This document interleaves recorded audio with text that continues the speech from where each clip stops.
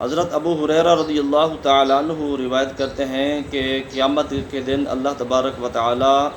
7 آدمیوں کو اپنا سایہ رحمت عطا فرمائے گا، جبکہ اس دن اس کے سایہ رحمت کے علاوہ اور کوئی سایہ نہیں ہوگا۔ تو وہ 7 اشخاص 7 آدمیوں میں سے میں 2 کا ذکر کر چکا ہوں، تیسرے کا ذکر کرتا ہوں۔ تیسرا ہے کہ رجل قلبہ معلق فی المساجد، کہ وہ بندہ کہ جس کا دل مسجد کی طرف لٹکا رہتا ہے، یعنی وہ جب نماز پڑھنے جاتا ہے، فجر کی نماز پڑھنے کے لیے گیا، وہ پڑھ کے واپس آیا، اپنی دکان میں بیٹھا، کاروبار میں لگ گیا، دوست احباب میں بیٹھا، رشتہ داروں میں بیٹھا، تو جہاں بھی یہ بیٹھتا ہے، یہ بیٹھا دکان پہ ہوتا ہے، اس کا دل مسجد کی طرف لگا ہوتا ہے، بیٹھا دوستوں کے ساتھ ہوتا ہے، اس کا دل مسجد کی طرف ہوتا ہے، بیٹھا رشتہ داروں کے ساتھ ہوتا ہے، اس کا دل مسجد کی طرف ہوتا ہے۔ ایک نماز پڑھ کے آتا ہے، پھر انتظار کرتا ہے کہ دوسری اذان ہو، پھر میں دوسری نماز پڑھنے کے لیے جاؤں۔ اسی طرح جب دوسری نماز پڑھ کے آتا ہے، پھر اس انتظار میں ہوتا ہے کہ کب بلاوا آئے، اللہ اکبر کی صدا آئے، حی علی الصلاح حی علی الفلاح کی صدا آئے اور میں مسجد کی طرف جاؤں۔ یعنی یہ چاہے دنیاوی معاملات میں لگا ہوا ہو، اپنے کاروبار میں لگا ہوا ہو، اس کا دل جو ہے مسجد کی طرف لگا ہوا ہوتا ہے کہ کب اللہ تبارک و تعالیٰ کی طرف سے بلاوا آئے اور میں مسجد کی طرف جاؤں۔ اللہ تبارک و تعالیٰ کے حبیب مکرم صلی اللہ علیہ وسلم نے فرمایا، یہ شخص کہ جس کا دل مسجد کی طرف لگا رہتا ہے،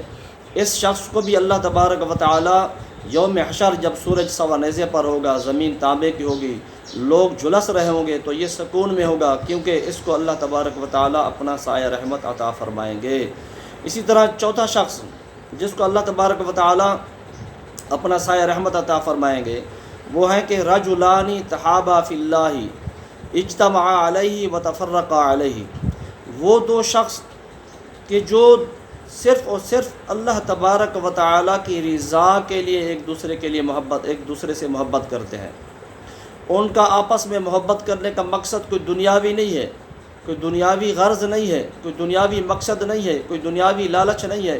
صرف اور صرف اللہ تبارک و تعالیٰ کی رضا کے لیے وہ ایک دوسرے سے محبت کرتے ہیں، اور کوئی ان کا مقصد بالکل بھی نہیں ہے، چاہے ان کا رشتہ پیری مریدی کی صورت میں ہو، یا استاد اور شاگرد ہونے کی صورت میں ہو،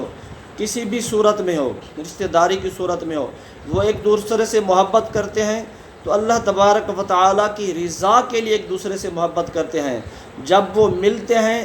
تو ان کا ملنا بھی اس لیے ہوتا ہے کہ اللہ تبارک و تعالیٰ ہم سے راضی ہو، اللہ کی رضا کے لیے ان کا ملنا ہوتا ہے۔ جب وہ جدا ہوتے ہیں ایک دوسرے سے تو ان کا جدا ہونا بھی اللہ تبارک و تعالیٰ کی رضا کے لیے ہوتا ہے، یعنی ان کی مجلس بھی اللہ کی رضا پر شروع ہوتی ہے اور ان کی مجلس ختم بھی اللہ کی رضا پر ہوتی ہے۔ تو یہ 2 شخص